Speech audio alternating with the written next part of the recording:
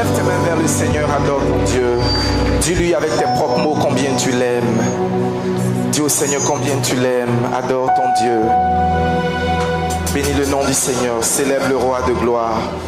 Dis-lui merci parce qu'il t'a préservé durant les 2 premiers mois du Seigneur.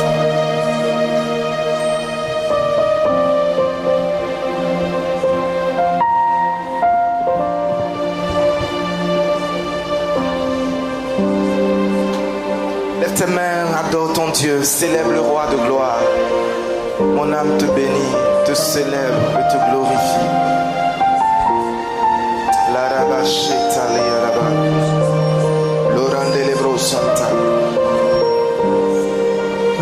Maintenant, ce n'est pas un spectacle, adore ton Dieu avec la chorale.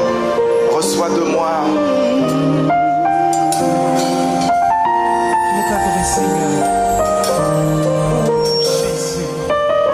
Je veux n'être qu'à toi et uniquement qu'à toi, Jésus. Reçois de moi le parfum qui t'est dû. Si tu connais le chant, chante avec la corde. Ton nom, oh mon âme est perdue. Je veux n'être qu'à toi. Jésus, je t'aime. Oh, oh. Reçois du peu que je trouve à donner. Tout l'amour que mes yeux n'ont pas su te montrer. Je veux n'être qu'à toi. Jésus, je t'aime. Oh, oh, oh. Rien n'est plus beau que ton nom. Rien n'est plus sain que le sang du pardon. Je veux n'être qu'à toi, Jésus mon roi. Reçois du peu que je trouve à donner. Tout l'amour que mes yeux n'ont pas su te montrer. Je veux n'être qu'à toi. Jésus, je t'aime. Je veux porter et laver à ta croix les pensées de mon cœur dont le cœur veut tes voix. Je veux n'être qu'à toi. Jésus, je t'aime. Oh, oh, oh. Rien n'est plus beau que ton nom. Rien n'est plus sain que le sang du pardon. Je veux n'être qu'à toi, Jésus mon roi. Rien n'est plus beau que ton nom. Rien n'est plus sain que le sang du pardon. Je veux n'être qu'à toi, Jésus mon roi.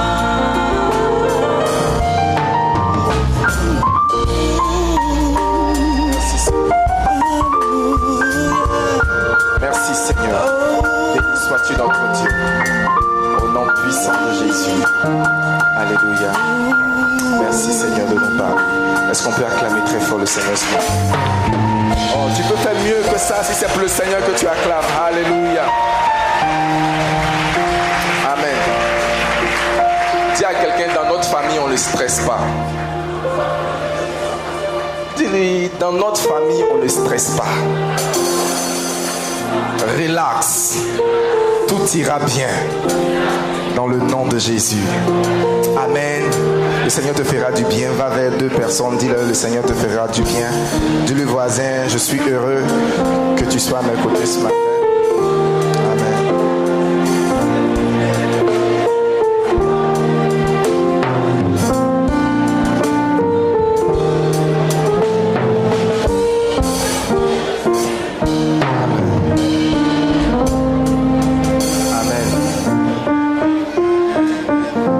Destinée s'accomplira avec gloire. Je n'ai pas entendu ton amen. Seigneur, merci de nous parler. Envoie ta parole avec compréhension et autorité. Au nom de Jésus. Amen. Amen. Le thème de mon message ce matin, c'est lutter pour sa destinée. Répète après moi. Je voudrais vous inviter à prendre vos Bibles avec moi ce matin dans le livre d'Éphésiens, l'épître de Paul aux Éphésiens, le chapitre 2. Nous allons lire les versets 8 et 9. Car c'est par la grâce que vous êtes sauvés, par le moyen de la foi, et cela ne vient pas de vous, c'est le don de Dieu. Ce n'est point par les œuvres, afin que personne ne se glorifie. Car nous sommes son ouvrage, ayant été créés en Jésus-Christ pour de bonnes œuvres que Dieu a préparées d'avance afin que nous les accomplissions. Dans ce texte, il y a deux œuvres. Il dit, c'est par la grâce que nous sommes sauvés, par le moyen de la foi. Cela ne vient pas de nous, c'est le don de Dieu. Ce n'est pas par les œuvres. Donc ce n'est pas par tes œuvres que tu peux acheter ton salut. Ce n'est pas par tes œuvres que tu peux être sauvé. Mais cependant, une fois sauvé, Dieu t'a préparé de bonnes et de grandes œuvres. Donc tu es né de nouveau, non pas seulement pour aller au ciel, mais pour que tu puisses accomplir de grandes œuvres que Dieu a pour toi. Dieu ne met pas au monde des ratés. Dieu ne met pas au monde des vagabonds. La famille de Dieu est composée de personnes qu'il a attirées à lui afin d'accomplir des œuvres remarquables. Dis à ton voisin, je suis l'ouvrage de Dieu. Tu es comment? Cela veut dire que tu es le chef-d'œuvre de Dieu. Dieu t'a façonné. Tu n'es pas le produit d'un homme, tu es le produit de Dieu. Tu as une destinée divine. Le fait que Dieu ait préparé pour moi, avant que je ne naisse au monde où je ne naisse de nouveau, la Bible dit Dieu avait préparé de grandes œuvres pour moi. Pourquoi donc ai-je besoin de lutter pour que ma destinée s'accomplisse? Très souvent, nous croisons beaucoup de personnes qui pensent, agissent et disent que tout ce qui leur arrive dans la vie fait partie de leur destinée. Qu'ils soient malades, que leur vie se dégrade, qu'ils perdent leur emploi, que leur mariage parte en lambeaux, qu'ils soient trahis, déçus, qu'ils soient confinés dans la honte et dans la misère. Ils agissent comme si cela faisait partie du plan de Dieu pour leur vie. Une fois, j'étais en train d'aller prier, je suis en train d'aller prier sur l'invitation de membres d'une famille. Pasteur, venez prier pour notre frère. C'est le seul cadre de notre famille. Et là, il est malade depuis 3 mois, il est alité. Venez prier pour lui. Et l'homme, dans sa pensée d'intellectuel et de philosophe, pendant que j'ouvre la Bible pour essayer de lui révéler le plan de Dieu, parce que vous ne pouvez pas changer la vie d'une personne jusqu'à ce que vous changez sa façon de penser. Tant que vous ne changez pas la manière dont une personne pense, vous ne pouvez pas changer sa vie. Amen. Et donc j'ai commencé par lui exposer la parole de Dieu. Et cet homme m'a dit avec assurance et en agonisant, il dit, pasteur, tout ce que Dieu fait est bon. Si nous recevons de lui la santé, nous ne devons pas nous plaindre également quand nous recevons aussi de lui la maladie. Je lui ai dit, c'est un mensonge de l'ennemi. Dans ce que tu dis, il y a une contradiction. Tu dis toi-même que tout ce que Dieu fait est comment? Et cette maladie n'est pas bonne, alors elle ne vient pas de Dieu. Donc ce qui n'est pas bon ne vient pas de Dieu. Est-ce que tu peux le répéter avec moi? Dire, si ce n'est pas bon, alors ce n'est pas de Dieu. Donc quand notre destinée divine ou notre destinée en Dieu n'est pas en train de s'accomplir, c'est plutôt l'inverse, ce que l'ennemi prépare pour nous qui s'accomplit. Le diable est appelé le voleur, le destructeur. Il est destiné à voler et à détruire. Le diable ne te détruira pas. J'ai dit, le diable ne te détruira pas. par contre, Dieu est un Dieu bon. Il a un plan glorieux pour toi. Dans le livre de Romains, il déroule son plan ainsi. Il dit qu'il nous a prédestinés à être semblables à l'image de son Fils. Et ceux qu'il a appelés, il les a justifiés. Et finalement, il les a glorifiés. Dis avec moi, je suis sauvé pour être glorifié. Et la Bible nous dit en Jérémie 29, le verset 11. Il dit, car je connais les projets que j'ai formés sur vous. Projets de paix et non de... Donc si c'est le malheur, ça ne vient pas de Dieu.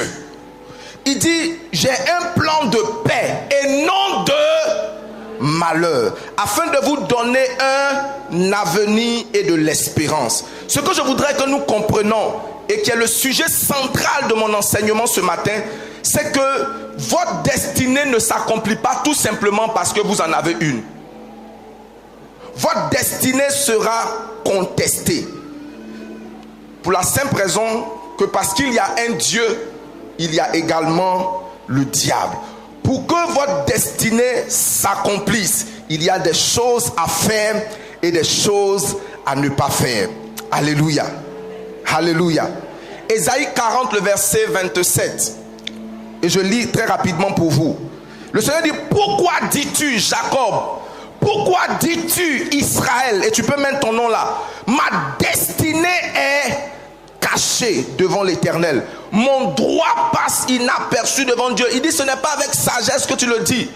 Parce que ta destinée n'est pas faite pour être cachée, pour être méconnue, pour que ton droit soit ignoré. Il dit, ne le dis pas. Ta destinée, Dieu t'a conçu avec une destinée pour que tu puisses la manifester. Et toi et moi, nous manifesterons notre destinée dans le nom de Jésus. Vivre pleinement, c'est vivre selon le plan de Dieu. Amen. Le Seigneur nous dit, quand vous priez, dans la prière qu'il a enseignée à ses disciples, il dit, voici donc comment vous devez prier. Quand vous priez, dites, notre Père qui est haut, que ton règne, que ta volonté soit comment? Sur la terre, comme elle est faite dans les cieux. Bien-aimé, si tu as besoin de prier pour que la volonté de Dieu se fasse, c'est parce que la volonté de Dieu peut être empêchée. Elle peut être retardée. Et troisièmement, elle peut être compliquée. La volonté de Dieu dans ta vie peut être empêchée. Elle peut être changée. Elle peut être transformée. Elle peut être modifiée. Elle peut être retardée. Mais pour ce qui te concerne, ta volonté de Dieu pour ta vie s'accomplira au nom de Jésus. Je n'ai pas entendu ton amen. Prends ta Bible avec moi dans 1 Thessaloniciens. 1 Thessaloniciens. Thessaloniciens, c'est dans le Nouveau Testament. C'est juste après le livre de Colossiens. 1 Thessaloniciens, le chapitre 2, le verset 18.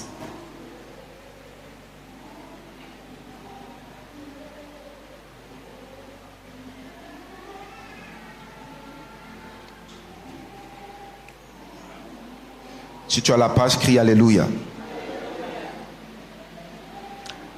1 Thessaloniciens 2, le verset 18. Est-ce que je peux lire la parole de Dieu? C'est Paul qui parle. Il dit aussi, voulions-nous aller vers vous, du moins moi Paul, une et même 2 fois. Mais Satan nous en a empêché. Qui l'a empêché?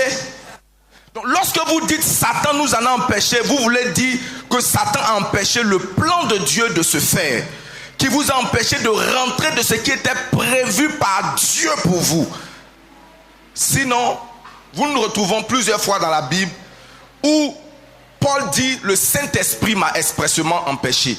Le Saint-Esprit m'a gardé de faire telle chose. Mais quand l'ennemi vous empêche, donc Satan peut empêcher que tu entres dans ta destinée, que tu entres dans tes bénédictions, que tu entres en contact avec des personnes qui sont attachées à ta vie, que ton mariage ne se fasse pas. Mais par la grâce de Dieu, je vois ta volonté, ta destinée prophétique du moins s'accomplir au nom de Jésus.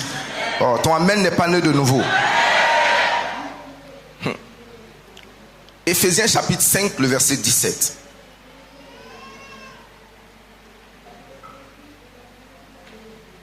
l'idée si répandue que tout ce qui nous arrive est la volonté de Dieu est anti-biblique.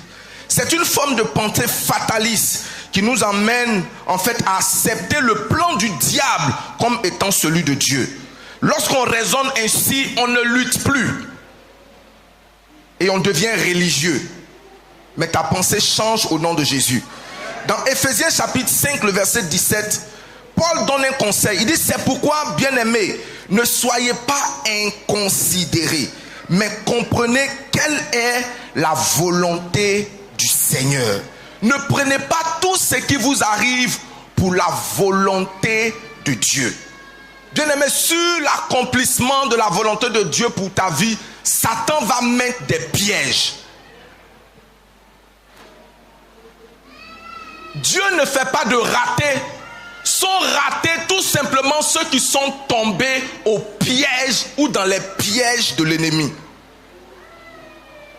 Parlant de Jésus, la Bible nous dit il a été tenté en toutes choses, mais il ne faillit en rien. La tentation, c'est tout simplement le piège de l'ennemi pour quitter ta destinée.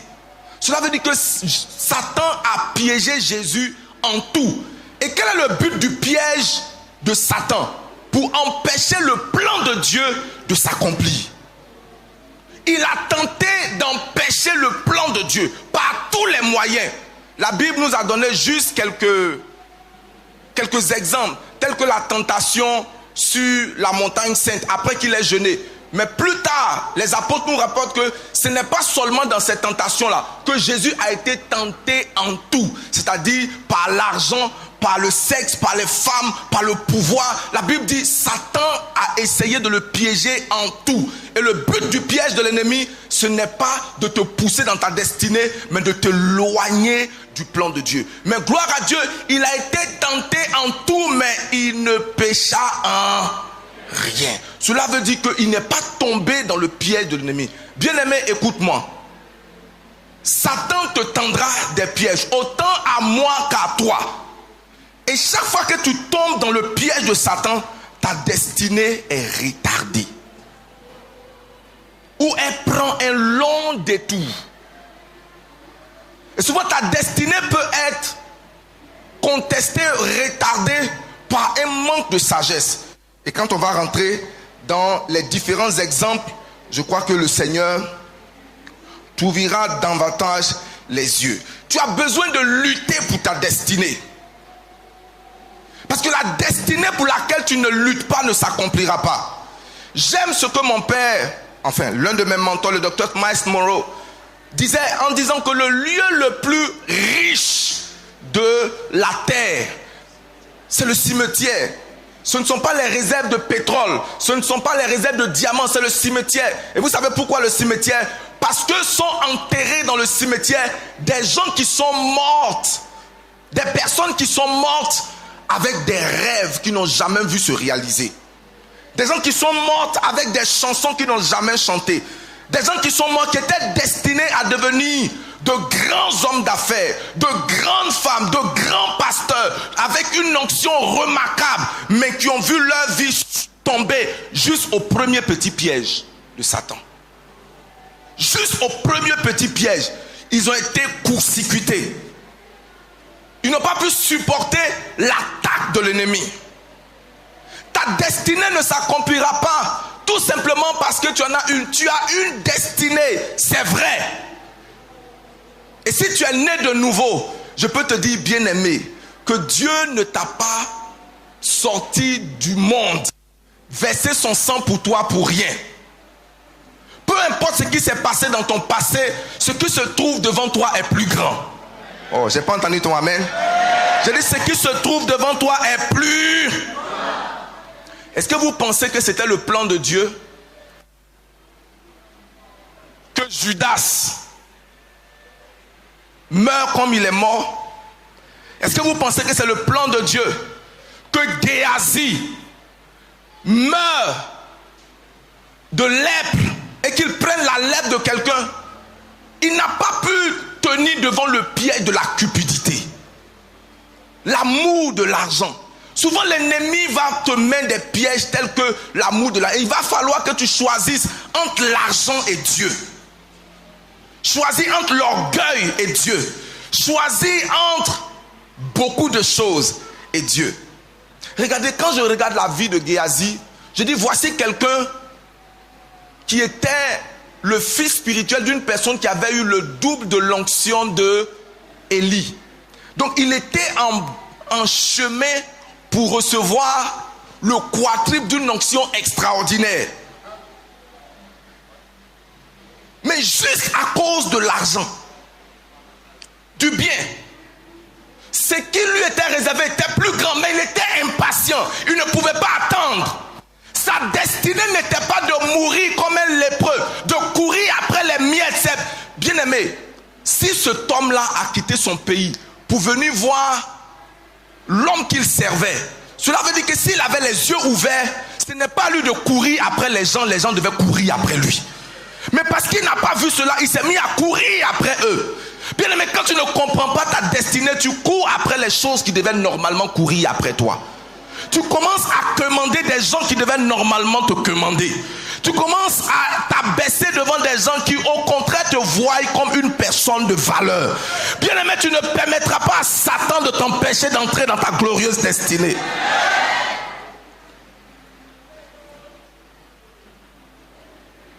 Élisée dit ce n'est pas le moment de prendre des offrandes. Ce n'est pas le moment. Parce que souvent, face à des gens qui compétissent avec notre Dieu, je me souviens d'une période, et je peux rendre ce témoignage, avant le coup d'état du président Bédié, l'un de mes grands frères dans la foi avait eu cette vision-là, le pasteur Youssouf Kamara. Et il a dit, parce qu'à l'époque on était très proche du grand médiateur, il a dit au grand médiateur, je veux aller voir le président, j'ai un message. On a organisé un rendez-vous et nous sommes allés le voir. Il lui a donné le message. Et quand il a donné le message, le monsieur avec son cigare, quand il a fini, il a appelé son protocole. Donnez-lui quelques 5 millions. Et je vous dis la vérité devant Dieu, le pasteur a dit, je ne suis pas là pour de l'argent, je suis là pour vous donner un message. Parce que dans la pensée du président, c'était encore un autre mendiant, un autre affamé, qui est venu prendre quelque chose. Mais bien, l'attitude du pasteur Youssouf Kamara a fait qu'aujourd'hui, ce n'est pas 5 millions qu'il vaut. Il aurait enterré sa destinée sur 5 millions. Mais quand cet homme a chuté et qu'il cherchait un homme de Dieu à qui peut intercéder pour lui, où est ce jeune Djoula-là? Où il est? J'ai vu des gens passer avec des toges de bishops, d'apôtres, de tout ça. Ce ne sont pas des hommes de Dieu. Mais cet enfant qui a refusé de prendre cet argent, parce qu'ils sont très peu ceux qui peuvent résister à l'appétit de l'argent. Mais bien aimé, si tu veux accomplir ta destinée, tu dois avoir plus grand que cela. Est-ce que je parle à quelqu'un? Tu dois avoir comment? Plus grand que cela. Voici un autre qui était à lui seul une armée. Samson. Il est né avec un secret qui était particulier. Voici quelqu'un, comme dit mon frère, on a fait sa cérémonie d'ordination dans le ventre de sa mère. Avant que sa mère ne tombe enceinte, elle était stérile. Elle a prié le Seigneur. Le Seigneur lui dit, je vais te donner un enfant. Cet enfant-là, le rasoir ne doit jamais passer dans sa tête. Il sera nazaréen, il sera puissant, il sera sage, il sera ceci, il sera cela. Il peut tout faire, mais le rasoir, et il sera fort, il sera puissant. Sa destinée sera glorieuse. Quand l'enfant est né, et la liqueur n'entrera pas dans sa bouche. Tous les autres gens peuvent boire des liqueurs, mais ce gars est particulier. Il naît Samson, un juge puissant en force. Lui seul, il est une armée. Ses ennemis vont mettre un piège en lui, une femme, parce qu'ils ont vu sa faiblesse, ont vu le piège. Ils sont partis. Ils ont utilisé toutes les stratégies. Ils n'ont pas pu. Quand ils ont introduit une femme dans son sein, oh, dis-moi, quel est ton secret, non? La première fois, il ne lui a pas dit. Il lui a dit que non, mon secret, c'est telle chose, ce qui n'était pas vrai. Et la dame l'a attaché. Et elle a dit à ses parents, venez, il m'a révélé son secret. Et au moment où les gars venaient, il s'est détaché et il a tué tous ceux qui sont levés contre lui. Maintenant, ce qui me fait mal, c'est que ce n'est pas qu'on a changé la femme là, hein. C'est la même femme. C'est la même femme là qui est repartie. Maintenant, cette fois-ci, peut-être qu'elle caressait sa tête. Maintenant, elle a caressé ailleurs. Et au moment où la Bible dit qu'elle était bien positionnée, elle dit, chérie, tu m'aimes pas. Si tu m'aimes vraiment là, donne-moi ton secret. Bien aimé, quelqu'un qui t'aime ne va pas te demander de sacrifier ce qui est précieux pour toi. Souvent, certaines personnes disent que si tu m'aimes, il faut faire telle chose, il faut faire telle. La chose, la garantie de l'amour que cette personne te demande, elle peut te montrer que la personne est soit venue pour te détruire ou bien pour t'aimer. Dis-moi ton secret. Lui aussi, il est arrivé à un niveau où les hommes disent tout. Parce qu'elle a, amen. Ça peut être utilisé dans le bon sens comme dans le mauvais. C'est-à-dire, elle l'a mis dans une condition où elle dit, dis-moi là, ou bien je m'en vais. Viens, tu vas me dire. Viens. Il dit oui, mon secret là, c'est que le rasoir ne doit pas passer dans mes cheveux. Il dit ok, il n'y a pas de problème. Le proverbe ivoirien dit que ce qui doit te manger, il ne faut pas permettre que ça te lappe. Il ne faut pas permettre que ça s'approche de toi. Elle t'a raté la première fois, elle ne va pas te rater la seconde fois. Et souvent, il a minimisé les choses. Qu'est-ce que Samson a fait? Samson a minimisé les choses. Quand il lui a dit, elle dit ok. Quand c'est fini, là, elle a attaché, elle a coupé ses cheveux. Quand elle a crié cette fois-ci vers les Philistins pour dire venez, il est là. Et la Bible dit que et Samson pensait que la force du Seigneur était encore sur lui. Et quand il a essayé de se débattre, il arrive à un moment quand tu tombes dans les pièges de l'ennemi, tu essaies de refaire les mêmes affaires que tu faisais. De faire les choses que tu faisais, ça ne produit pas le même effet. Tu es tombé au piège de ton ennemi. Tu ne tomberas pas au piège de l'ennemi. Et souvent tu cherches qui accuser. La Bible dit quand il a essayé de se débattre, l'esprit de l'Éternel l'avait quitté. Et qu'est-ce qui s'est passé? Ses ennemis sont venus et puis ils ont cassé ses yeux. C'est-à-dire ils ont tué sa vision. Il ne pouvait plus voir. Il a été mis là. Et lui qui était une armée, il était maintenant devenu leur boy. C'est lui qui faisait faire leurs travaux. Devenu leur boy. Dieu avait une destinée transformée. Dieu avait une destinée changée. Il devait lutter pour sa destinée. Pour dire que j'ai une vie plus importante que cela. Ta destinée ne s'accomplit pas tout simplement parce que tu en as une. Satan va mettre des pièges sur ton chemin. Bien aimé, il y a des pièges qui retardent. Des pièges qui font comment? C'est-à-dire ce que tu devais accomplir en 6 mois. Même après 15 ans, tu ne l'as pas encore accompli. Tu es en train de tourner en rond. Tu as peur de rencontrer tes amis d'école. Quand ils sont invités à un mariage, tu prétends que tu voyages parce que tu as peur de les rencontrer. Tout simplement parce que tu es tombé dans un piège qui t'a été tendu. Mais la Bible dit qu'il y a de l'espoir. Si tu es tombé dans un puits, dans un filet, il y a une possibilité de t'en sortir. Mais même en t'en sortant, bien aimé, tu ne fais pas l'économie du retard que tu as pris. Il y a un retard considérable qui te sera souvent difficile de rattraper. Mais je crois en la grâce de Dieu. Oh, je n'ai pas entendu ton amen. J'ai dit je crois en la...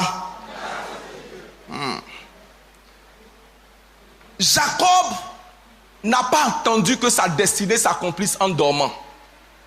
Je ne te laisserai pas partir tant que tu ne me bénis. Je suis fatigué de cette vie. Un jour je lisais, j'aime Joseph. J'aime comment? C'est un de mes personnages préférés dans la Bible. Joseph n'a pas péché, mais il a fait des erreurs qui ont rendu son chemin plus difficile que Dieu n'avait prévu. Vous savez, il y a 2 personnes à qui Dieu a parlé qui ont eu une attitude différente. La Bible dit quand un ange s'est révélé à Marie, la mère de Jésus, il lui a dit tu vas porter un enfant. Il sera le Messie. Et tu seras positionné. Toutes les nations diront ton bonheur. On va chanter tes louanges. On va dire que tu es grand. Toi, petite anonyme. Mais la Bible dit, quand le Seigneur lui a parlé, même à son mari, elle n'a pas dit. Elle a gardé ça comment? Elle a gardé ça où? Vous savez quoi? Si elle avait dit à son mari, elle avait dit à ses cousines, elle avait dit à ses copines du quartier, on allait commencer à la lapider. On allait dire d'elle qu'elle est folle. Ça allait compliquer. La Bible dit, elle a gardé la chose dans son cœur. Jusqu'à ce qu'un ange du Seigneur parle même à son mari.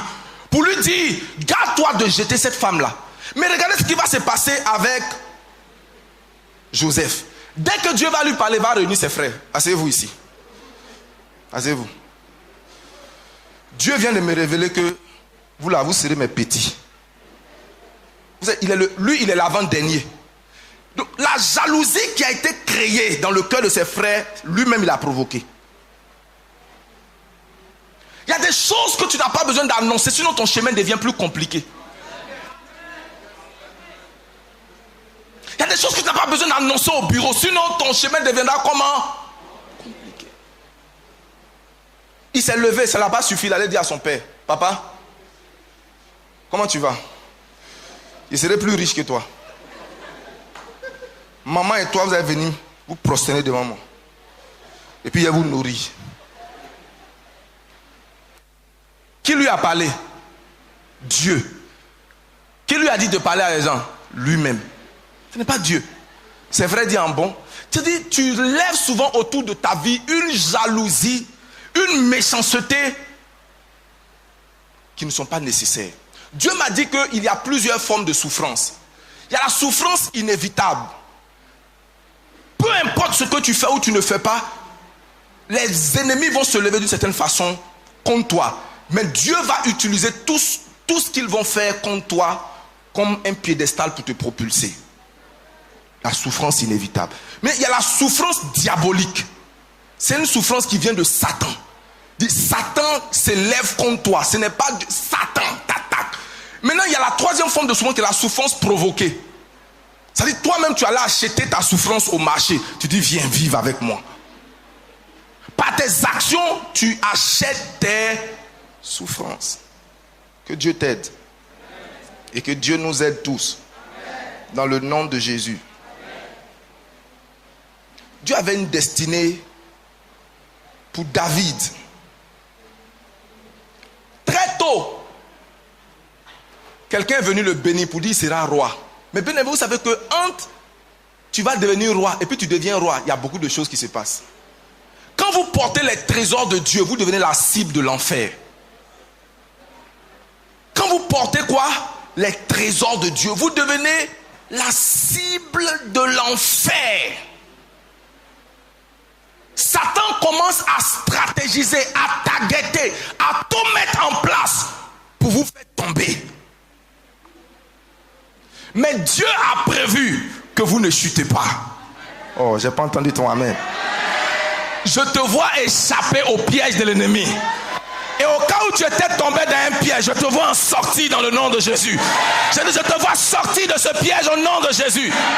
Il dit par le sang de Jésus, il fera sortir vos captifs dans le puits où il n'y a pas d'eau. Par le sang de Jésus. Donc quand tu invoques le sang de Jésus dans ta situation, tu invoques le sang de Jésus dans ta vie, au cas où tu avais été retenu dans un trou prisonnier, tu ne sais pas comment t'en sortir, la même puissance de Dieu te fait sortir de là. Je dis, je te vois sortir de ce piège.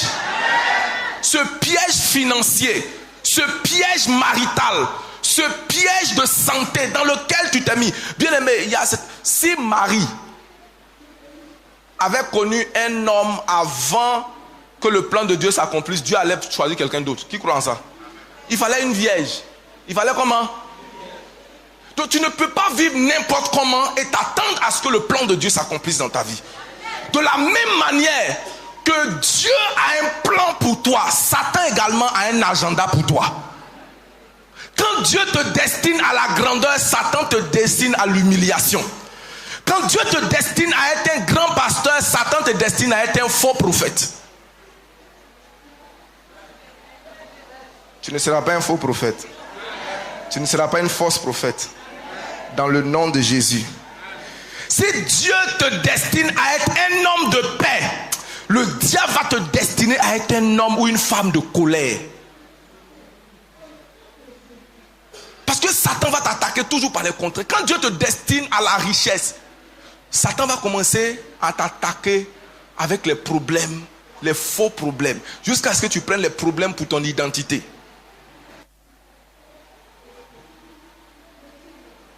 Lutter pour sa destinée. Ta destinée ne sera pas engloutie. En tout cas, pas comme celle de Géasi. Pas comme celle de Samson. Pas comme celle de tous ces hommes. Mais tu seras comme un héros. Dans le puissant et glorieux nom de Jésus. C'est pour cela que tu as besoin de stratégie. Et je vais terminer mon message. Tu as besoin de vivre stratégiquement. Tu as besoin de vivre caché. Qu'est-ce que je veux dire par caché? Caché sous le sang de Jésus. Il ne faut pas t'exposer. Je l'ai souvent dit et je vais le répéter aujourd'hui. Les commandements de Dieu ne sont pas des punitions, ce sont des protections. Tout ce que Dieu interdit, c'est pour te protéger.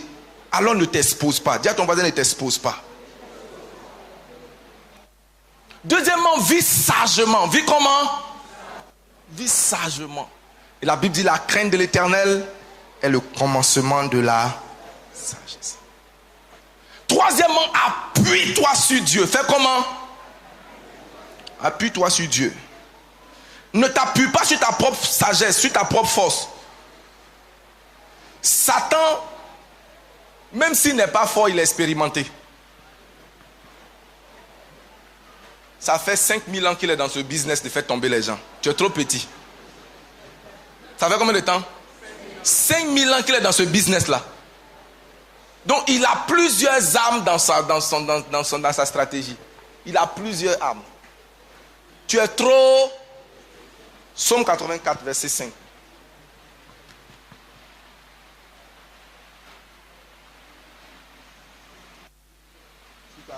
Alléluia.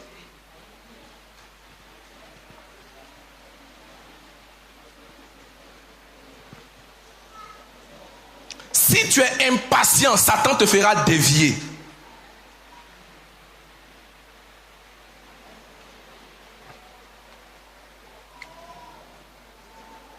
La Bible dit, est-ce que vous savez que Salomon même n'a pas fini dans la gloire de Dieu? Il n'a pas fini selon la gloire. La Bible dit, et Salomon aima les femmes étrangères et ces femmes-là l'éloigna de son Dieu. Les femmes l'ont fait comment? Elles l'éloignaient de son Dieu. Les femmes étrangères ne vont pas t'éloigner de Dieu. Toute personne qui t'éloigne de Dieu est ton pire ennemi. La meilleure personne dans ta vie, c'est celle-là qui te rapproche de Dieu. Je n'ai pas entendu ton amen. Je suis content comme ton amen là est là. Je suis content. Je suis comment? Et puis ne pense pas que je te prêche à toi. Je me prêche à moi aussi. J'ai une destinée. Nous avons tous ensemble ici, aussi nombreux que nous sommes, nous avons une destinée comment? Glorieuse. Ne la vendons pas pour un morceau de pain. Souvent certaines personnes échangent leur glorieuse destinée pour des choses misérables. À tel enseigne que tu te demandes même, est-ce qu'il connaît le Dieu qu'il sait? Je sais que les anges dans le ciel, quand ils regardent cette personne-là, tiens, comme Ésaü, pour un morceau de pain. Spaghetti 300. Un quart de poulet. Un shawarma qui n'est même pas bien cuit. Il y a mangé les shawarma qui sont ici là. Tu manges et tu te demandes est-ce que c'est shawarma ou bien c'est quoi? À cause de ça, tu échanges ta glorieuse destinée. Et souvent pour te rattraper.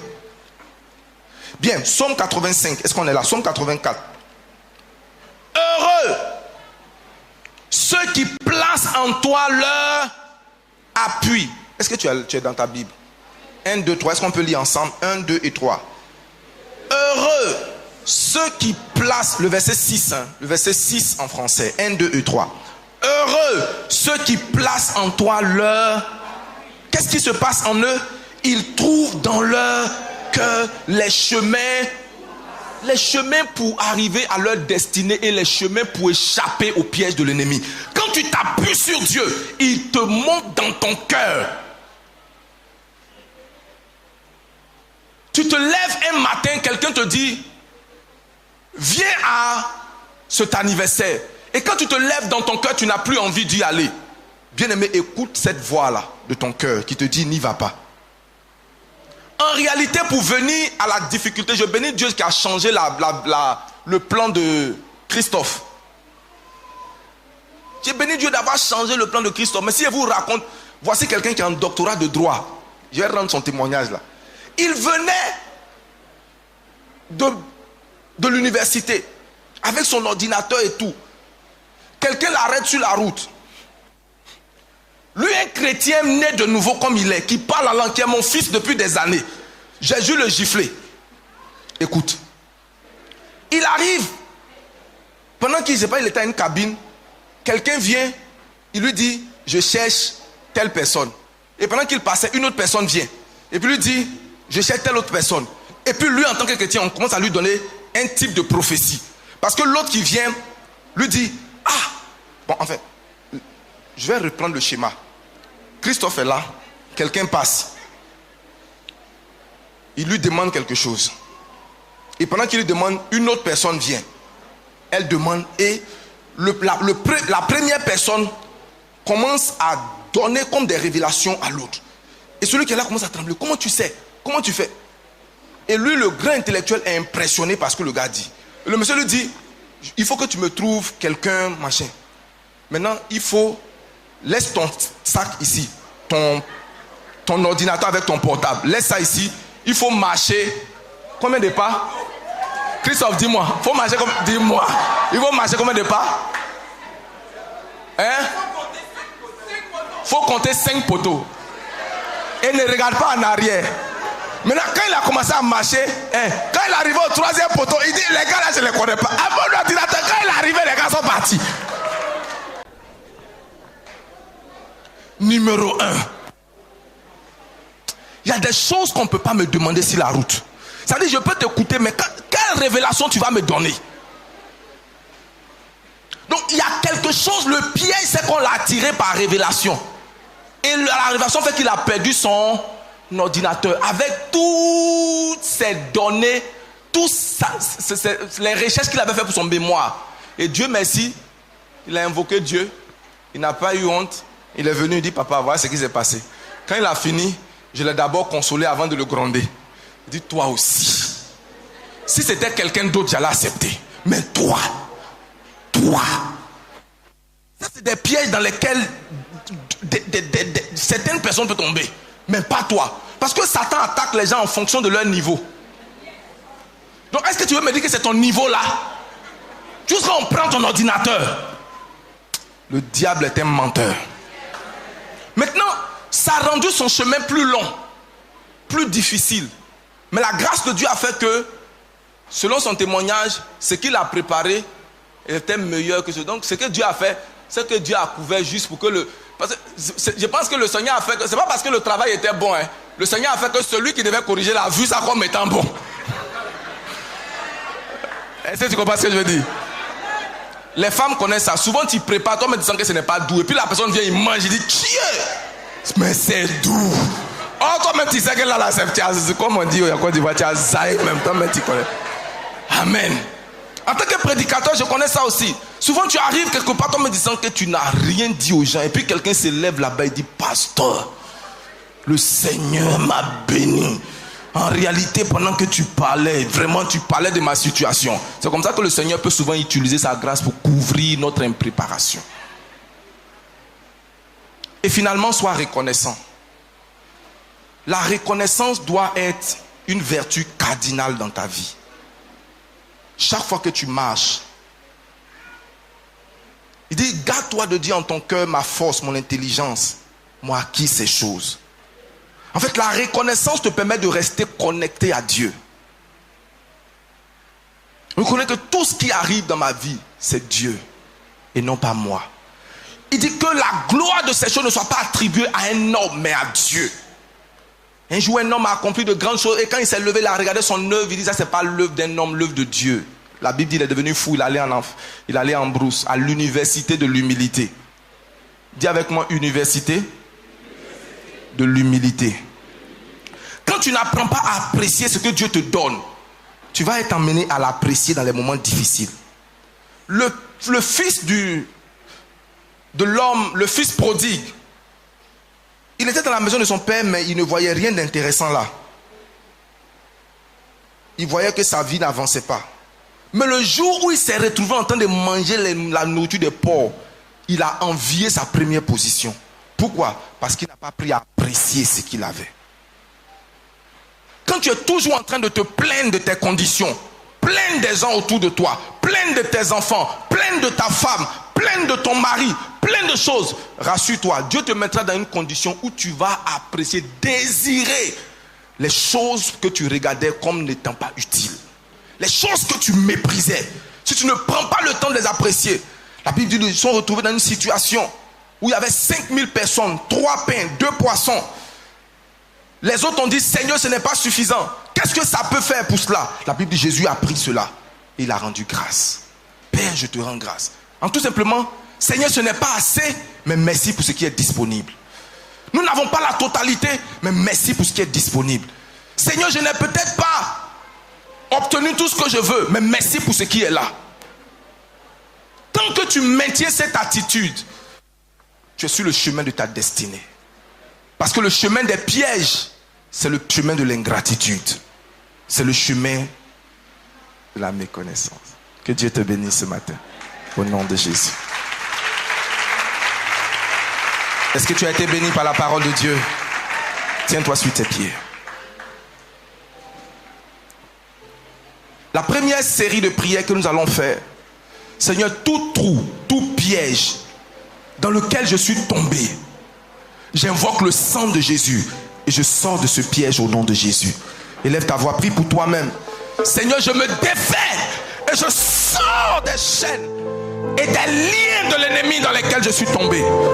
Tout ce qui a allongé mon chemin, Seigneur, raccourcis-le au nom de Jésus. Bien-aimé, parle à ton Dieu. Ne parle pas à ton voisin, parle à ton Dieu. Ta destinée pour moi, c'est que j'aille de l'avant. C'est que je progresse et non que je régresse.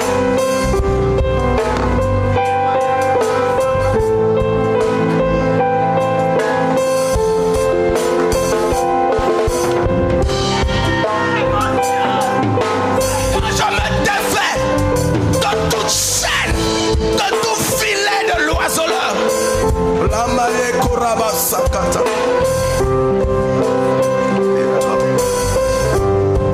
La rabasheta ya la baba baba. Le prasaka pa ya la mama mama shinte. Le prakapa ya la basente ya la baba baba shinte ya le brasanta. Et ma sata Seigneur. Père, je me répands. Père, je me répands. Père, je me répands. Et je reviens à toi, totalement et entièrement. Tu m'as créé. Amen. Bien aimé, la restauration commence par la repentance. Le chemin entre la perte et la restauration, c'est la repentance. Tu as besoin de revenir à lui. Il dit, si vous revenez à moi, qu'est-ce que je ferai? Je reviendrai à vous. Gloire à Dieu. Amen. On va chanter cette chanson. Et je veux que tu pries le Seigneur. Maintenant que le Seigneur t'a sorti, Seigneur, équipe-moi, outille-moi, afin de surmonter les pièges de l'ennemi. Que je ne tombe pas, mais que je reste debout. Parce que ce que tu as pour moi est plus grand que ce que Satan me propose, est plus grand que l'attrait des pièges. Jamais un homme n'a élevé un poulet parce qu'il l'aime. Il élève l'engraisse pour le tuer. Satan ne t'engraisse pas parce qu'il t'aime. Il t'engraisse pour ta mort, pour ta chute. Il n'y a rien que Satan peut t'offrir aujourd'hui qui n'est pas un coup de main. Bien-aimé, sors de ce piège. Sors de l'engrenage de la destruction et du péché.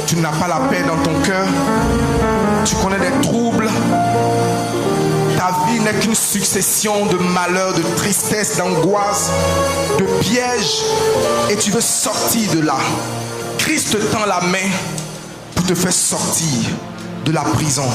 Comme Pierre, il te tend la main pour te faire sortir de cette noyade dans laquelle tu es plongé.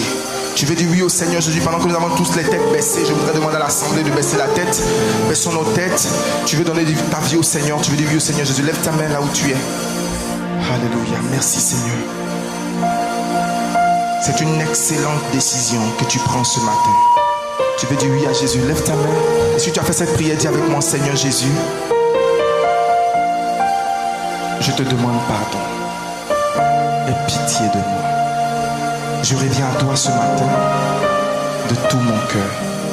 Lave-moi par ton sang et purifie-moi de tout péché. Merci Seigneur de m'avoir lavé, de m'avoir justifié. Je reviens à toi. Remets-moi sur le chemin de ma destinée. Donne-moi de rattraper mes retards. Change les difficultés de mes mauvais choix en un succès retentissant. Tu es capable de le faire. Fais-le Seigneur, au nom de Jésus. Amen. Tu as fait cette prière rapidement, viens devant, nous allons prier le Seigneur. Pendant que la chorale Ramène-moi viens devant, sur ta parole.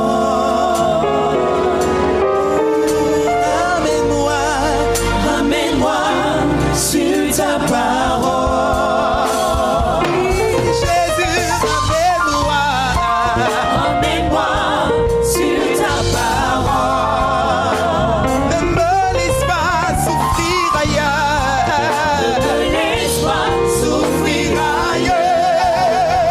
Ramène-moi sur ta parole.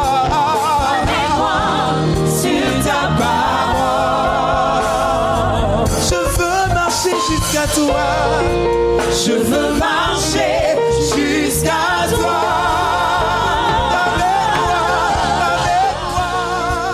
Ramène-moi sur ta parole. Oh, ne me laisse pas mourir ailleurs. Ne me laisse pas mourir ailleurs.